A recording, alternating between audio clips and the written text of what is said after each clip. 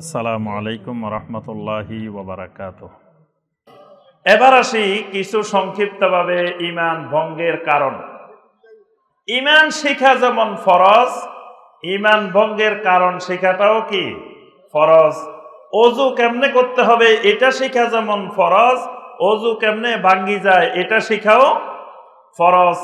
যদি কেউ ওযু করা শিখছে কিন্তু ওযু কেমনে ভাঙ্গে সেটা জানা না, তো জীবনে একবার ওযু করলে তার আর মৃত্যু পর্যন্ত ওযু ভাঙ্গার সম্ভাবনা নাই, কারণ সে তো ওযু কেমনে ভাঙ্গে সেটাই জানা না। তাহলে একবার ওযু করলে আর কোনোদিন তার ওযু ভাঙবে না, কারণ সে তো ওযু ভঙ্গের কারণ শিখে নাই। এই জন্য ওযু শিখা যেমন ফরজ, ওযু কেমনে ভেঙ্গে যায় সেটা শিখাটাও ফরজ। সালাত শিখা ফরজ যেমন ফরজ, সালাত কেমনে ভেঙ্গে যায় সেটা কারণগুলো জানাটাও ফরজ। প্রত্যেকটি ইবাদতের ঠিক ঈমান আনা যেমন ফরজ, ঈমান কেমনে আনতে হয় কেমনে রক্ষা করতে হয় এটা শিখা যেমন ফরজ, ঈমান কেমনে ভেঙ্গে যায় এটা শিখাটাও ফরজ। যদি কেউ ঈমান ভঙ্গের কারণ না জানে তাহলে তার কুফরি করার পরেও ঈমান ভাঙবে না, শিরিক করার পরেও ঈমান ভাঙবে না, বেদাতি আকীদা পোষণ করার পরেও তার ঈমান ভাঙার কোনো সম্ভাবনা নাই। এজন্য বাংলাদেশে বলে, এই মিয়া আমি নামাজ পড়ি না কি হয়েছে, আমার ঈমান কিন্তু খুব মজবুত, ঈমান কিন্তু খুব স্ট্রং। মানে সে নামাজে পড়ে না, সালাতের দ্বারে কাছে না, কিন্তু ঈমানের কোনো ক্ষতি হয় না। অথচ ইমাম বুখারী রাহিমাহুল্লাহ বাব কায়েম করেছেন আস-সালাতু মিনাল ঈমান, সালাত ঈমানের অন্তর্ভুক্ত। আল্লাহ রাব্বুল আলামিন সূরা আল বাকারার 143 নম্বর আয়াতে কারিমায় সালাতকে ঈমান শব্দ দিয়ে বলছেন, ওয়ামা কানাল্লাহু লিয়ুদিয়া ঈমানাকুম। এই ঈমানাকুম মানে সালাতাকুম, তোমাদের সালাতকে আল্লাহ পাক নষ্ট করেন না। অথচ সালাত কায়েম করে না, ঈমানের কোনো অসুবিধা এই দেশে হয় না, ঈমান ঠিক মতো আছে। তার অর্থ হলো ঈমান কেমনে ভেঙ্গে যায় সেই বিষয়গুলো সে জানে না। ঈমান ভঙ্গের শতাধিক কারণ আছে, 100-এর উপরে ঈমান ভঙ্গের কারণ আছে। তবে আহলুল ইলমেরা কেউ কেউ প্রধানত 10টি কারণ বর্ণনা করছেন, কেউ কেউ আরো বেশি বর্ণনা করছেন, কিন্তু সবগুলো মিলাইলে 100-এর উপরে ঈমান ভঙ্গের কারণ আছে। আমরা কয়েকটা কারণ শুধু আলোচনা করব সংক্ষেপে। একটি কারণ হলো তাহরিমুল হালাল ওয়া তাহলিলুল হারাম, অর্থাৎ হালালকে হারাম বানানো এবং হারামকে হালাল বানানো। এই আল্লাহ রাব্বুল আলামিন যেটাকে হালাল করছেন সেটাকে যদি কেউ হারাম মনে করে বা হারাম বানায়, অথবা আল্লাহ রাব্বুল আলামিন যেটাকে হারাম করছেন সেটাকে সে হালাল বানায়, তাহলে তার ঈমান ভেঙ্গে যাবে। আল্লাহ রাব্বুল আলামিন হারাম করে দিয়েছেন সুদ। আল্লাহ পাক স্পষ্ট করে ঘোষণা দিয়েছেন সূরা আল বাকারার 275 নম্বর আয়াতে কারিমায়, ওয়া আহাল্লাল্লাহুল বাইআ ওয়া হাররামার রিবা। আল্লাহ পাক ঘোষণা দিয়েছেন হাররামার রিবা, সুদকে হারাম করা হয়েছে।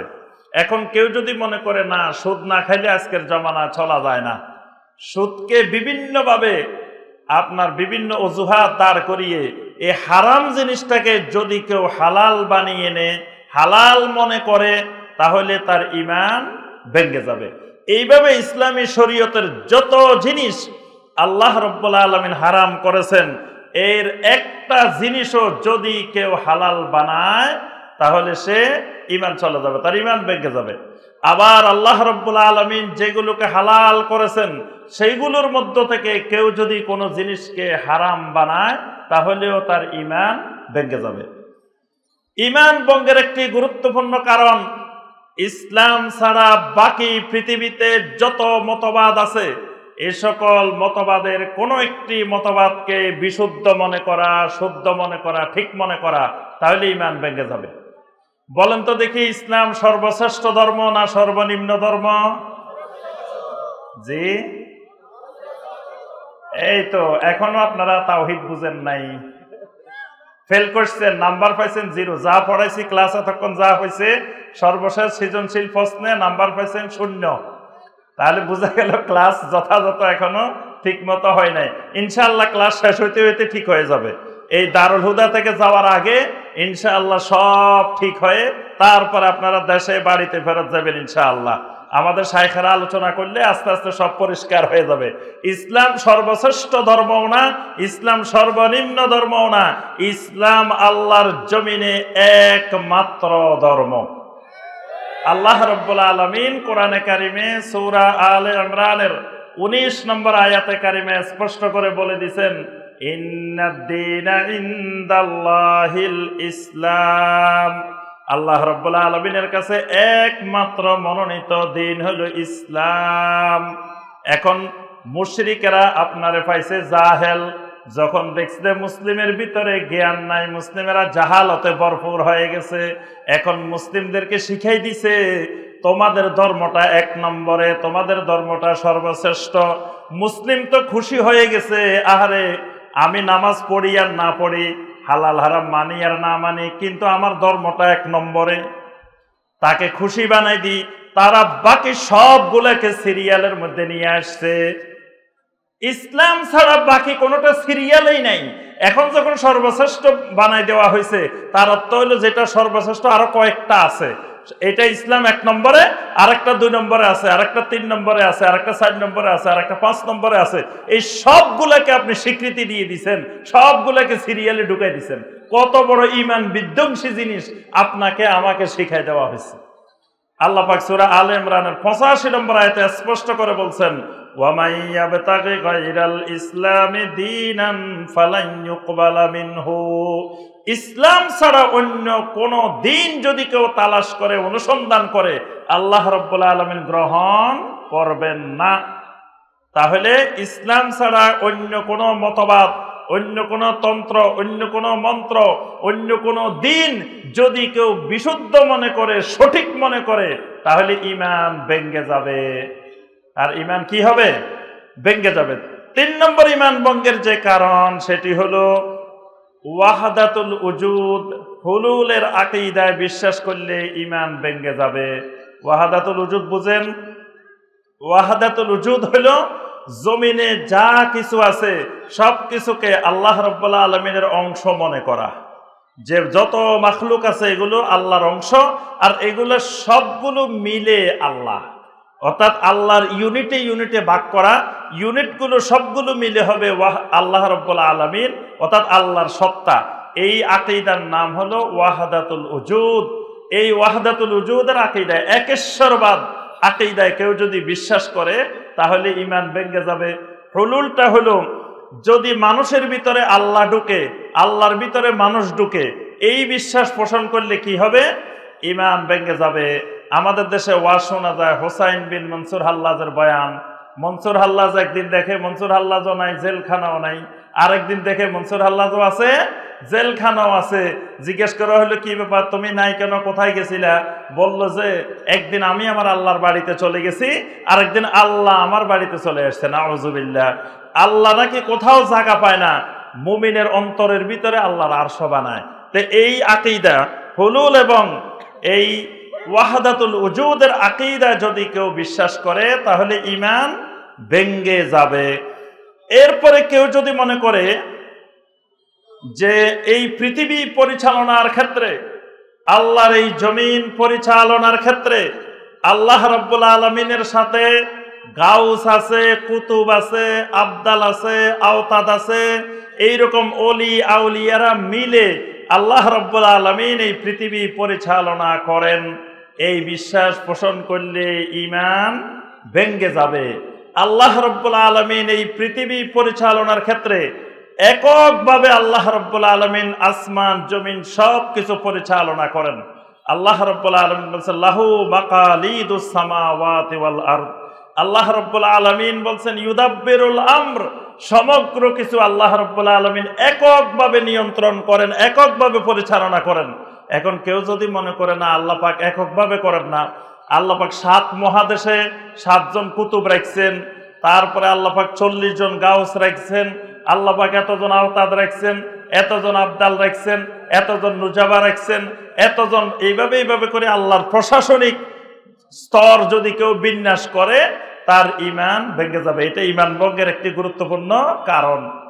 এরপরে যদি কেউ আল্লাহ রাব্বুল আলামিনকে পাওয়ার জন্য আল্লাহ এবং বান্দার মাঝখানে কোনো মধ্যস্থতাকারী নির্ণয় করে, আল্লাহ এবং বান্দার মাঝখানে কোনো মধ্যস্থতাকারী নির্ণয় করে, ওই মধ্যস্থতাকারীর কাছে দোয়া করে, শাফাআত কামনা করে, এই আশা করি বসে থাকে যাকে আমি নির্ধারণ করছি তিনি কিয়ামতের দিন আমাকে জাহাজে করে, ট্রেনে করে, তারপরে আপনার বাসে করে, তারপরে যে এলাকায় যেটা আছে ওই এলাকায় ওইটা দিয়ে আমাকে জান্নাতে নিয়ে যাবে।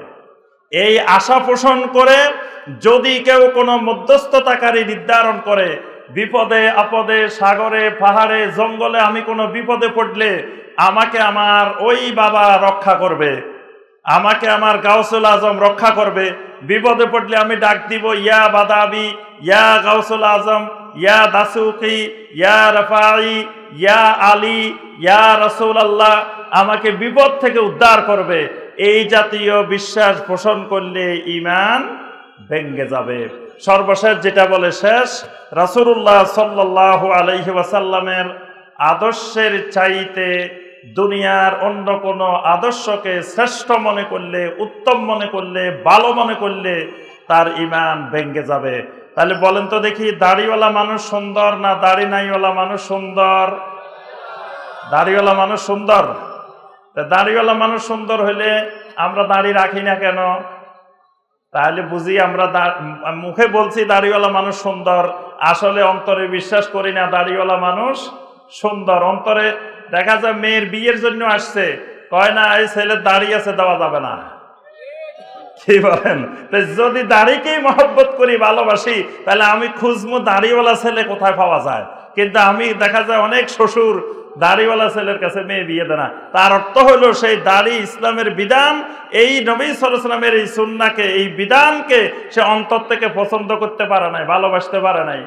এরকম পর্দাশীলা, পর্দাকে যদি কেউ পছন্দ না করে, আল্লাহর দ্বীনের কোনো একটা জিনিসকে যদি অপছন্দ করে এবং অন্য কোনো আদর্শকে নবী সাল্লাল্লাহু আলাইহি ওয়াসাল্লামের আদর্শের চাইতে উত্তম মনে করে, তার ঈমান, তার ইসলাম ভেঙে যাবে। সম্মানিত ভাই ও বোনেরা, এই জন্য আমরা আল্লাহ পাক আমাদেরকে যে মহা নিয়ামত ঈমান দিয়েছেন, এই ঈমান কতদিন ধরে রাখতে হবে?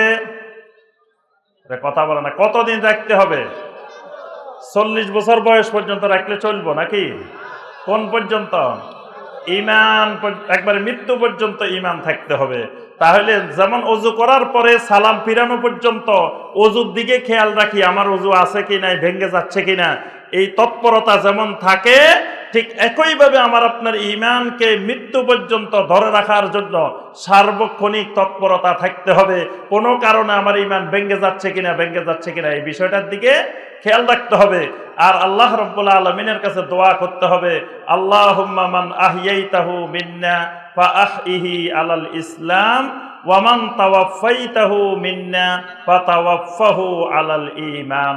আল্লাহ রাব্বুল আলামিন আমাদের সবাইকে ঈমান নিয়ে মৃত্যুবরণ করার তৌফিক দান করুন।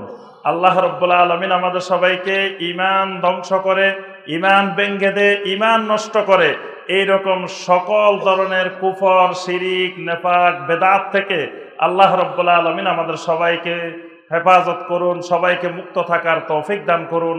আল্লাহ রাব্বুল আলামিন দারুল হুদার এই ইসলামী মহা সম্মেলনকে আল্লাহ পাক কবুল ও মঞ্জুর করে নিন।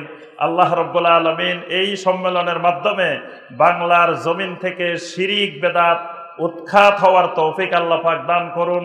এই সম্মেলনের মাধ্যমে বাংলার জমিনে তাওহীদ সুন্নতের পতাকা উড্ডয়ন হওয়ার তৌফিক দান করুন। আমিন ইয়া রাব্বাল আলামিন। ওয়াসসালামু আলাইকুম ওয়া রাহমাতুল্লাহি ওয়া বারাকাতুহু।